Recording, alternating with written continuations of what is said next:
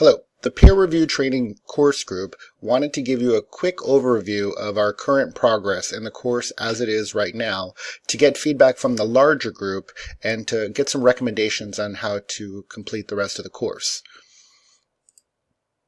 So it starts with an orientation module. The peer reviewer training course has the current outcomes of analyze course content to ensure alignment with accessibility standards, analyze course content to ensure alignment with KIM course learning outcomes, analyze course content to ensure opportunities for student engagement, identify best practices for providing constructive feedback and specific recommendations, examine scenarios using the ROC to identify and norm whether criteria are met, use communication and review tools to complete a course peer review. In addition to that, in the description, we need to make sure that we review the ROC for the participants, including design and delivery, as well as describe and explain the course peer review process. So one question we had about the orientation module is we feel we have a pretty good handle on it so far, but we did have some really good discussions this fall about having a consistent orientation module across PD courses, starting with the intro to the ROC. So a question we had was, should this orientation module be very similar, if not the same as the introduction to the ROC orientation module, just changing the specifics of the course? But as you can see, it's pretty standard as is, and we feel that it's pretty much done. Maybe a little tweaking here and there. Okay, so if I take a quick step back, we have the orientation module, we have module 1, and in module 1 we're going to basically go over the team, the ROC, understanding the course peer review process, an assessment at the end. In module 2, we're going to talk about alignment of outcomes, student engagement, accessibility, and an assessment there. And then in module 3, we're going to talk about providing feedback when you do the ROC review and what will happen at the face-to-face session. But as we're finding out, this can be a pretty large course. So as we go into module 1 again talks about demonstrating understanding the ROC and describing the peer review process. So we have our team. We did have a discussion here. I'm wondering, instead of doing regions, should we do it by campus and break this chart? For example, in Osceola and Lake Nona, we have Lavonda and myself, but are we going to be treated separately with a separate faculty designer and a separate multimedia designer? So maybe we should look at it per campus versus in regions. We're going to look at that. Also, reviewing the ROC. We understand that they're understanding the ROC in the intro to the ROC, but we do want to make sure they review the ROC. So we have this resource here.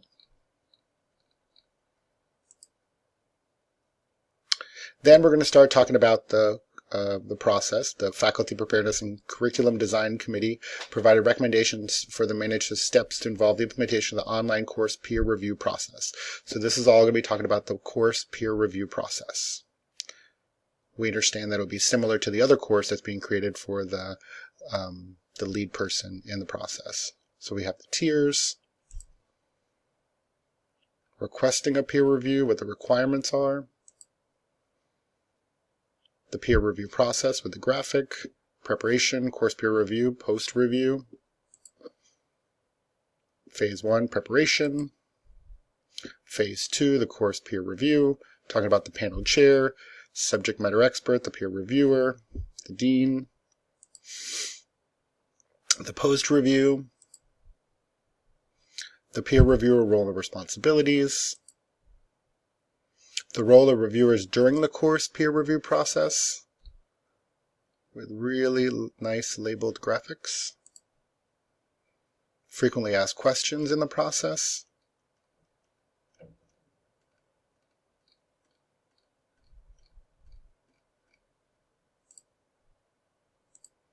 and then we have an assessment. So at the end of that, we currently have an assessment with 7 questions. You'll notice that the questions talk about which section of the ROC that things would fall into, design and delivery, talking about that, which section of the ROC, is it feedback, acknowledgement of understanding online innovation and quality, or annotation and resources, which area it falls in. knowing the delivery criteria, design criteria, resource or annotation.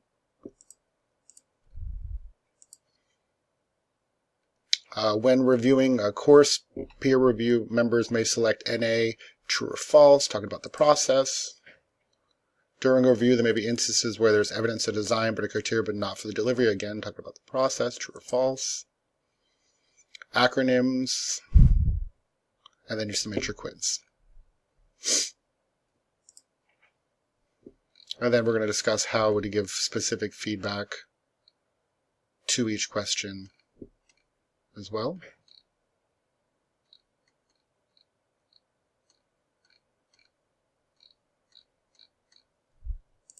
Okay, and that's Module 1.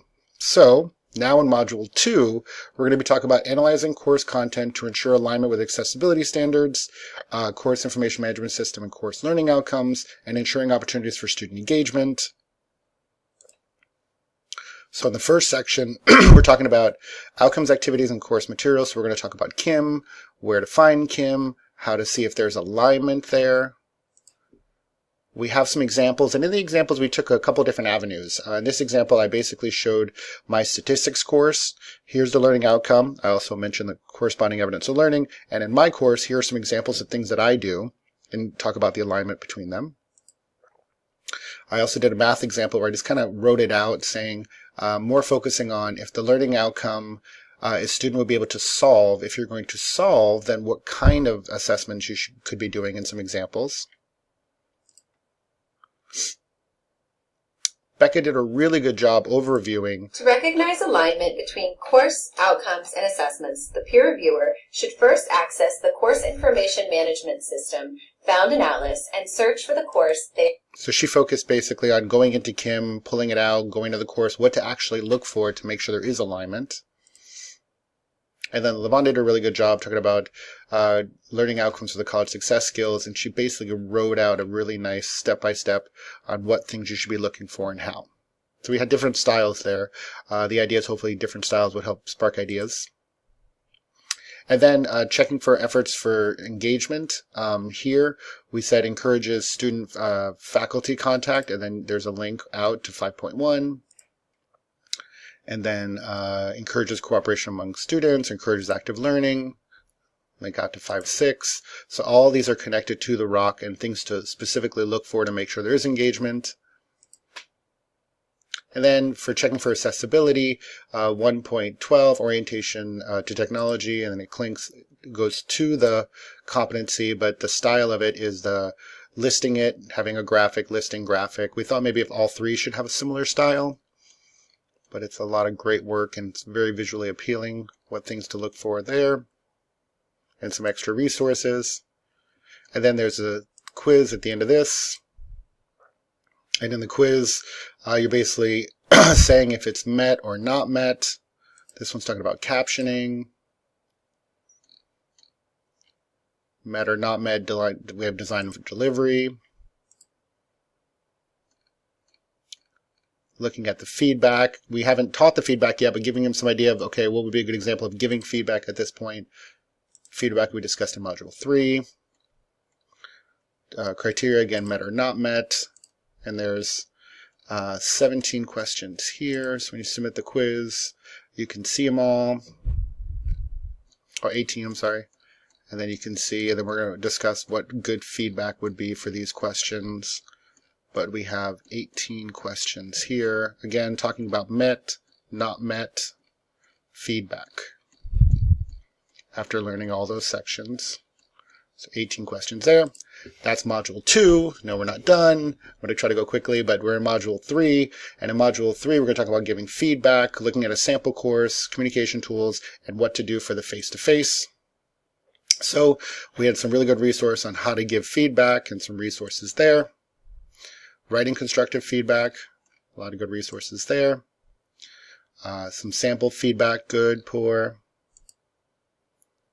And then we have assessments. Now we have some questions about the assessments that we'd like your feedback on, is that in this assessment we have 10. So it's kind of similar to the first assessment where it's multiple choice. We have some design, some delivery, highlighting all 5 sections. Then we thought it'd be interesting, what if we had an assessment where they have to write it, but then we'd have to grade it? And that may be different for PD courses, but we are talking about authentic assessment, where the participant would write it and we'd have to grade to see and give them feedback on it. So the same idea, we had all 5 sections, multiple choice, we'd have all 5 sections where they'd write it. So that's one assessment. And keep in mind, all of these have a prompt, and then they know what they can write about. And then we can have some feedback for that. Then we thought of another type of assessment that we can add, or maybe only do one of the two, but we thought about maybe having a discussion where each participant writes the prompt. They choose a competency, they just looked at it and they said, here's some issues it has, what feedback would you give? And then everyone could read an original prompt and give original feedback, and then we can look at it that way. So we have different assessments there. This is a nice little extra talking about what if there's some issues, what you can do with annotations. And then we really highlighted step-by-step what would happen for the face-to-face session. And the plan for the face-to-face session is they're going to review a course, which we have to link to. They're going to look at 2 competencies from 5 sections, looking at design delivery. They're going to stay met or not met. We decide in the course if it's going to be met or not met. We want to be very specific. They're going to put it in a Word document. Then they're going to put it in the Qualtrics survey. We created a document where they can actually do this. And this document actually has which ones we could do, but we're pretty open about which ones to do. But notice for section 1, there's 110, design delivery, met, not met, give your feedback statement, maybe some notes. And the same for 2, same for 3, same for 4, 5. We know they're not going to do the delivery for 5, but we kind of added that in there. We can also make this document for the whole thing, for the entire process. And then when they go to the face-to-face, they're going to bring their Word document. They're going to be put in groups of 3. They're going to ask to give responses, talk in the group, decide met or not met, and then 2 out of 3 is what wins it. And then we're going to give them the answers. We're going to go through, discuss each one. Here's the answer that we came up with, and then we'll have time for questions at the end. So that's the course we have. We'd love to get your feedback on it. And we also listed it step by step in a possible agenda for the meeting. If it's 90 minutes, we can extend it to 2 hours. But we want to get your feedback. It's already a huge course. It's taken me 12 minutes to explain it quickly. So we'd love to get your feedback. Thank you.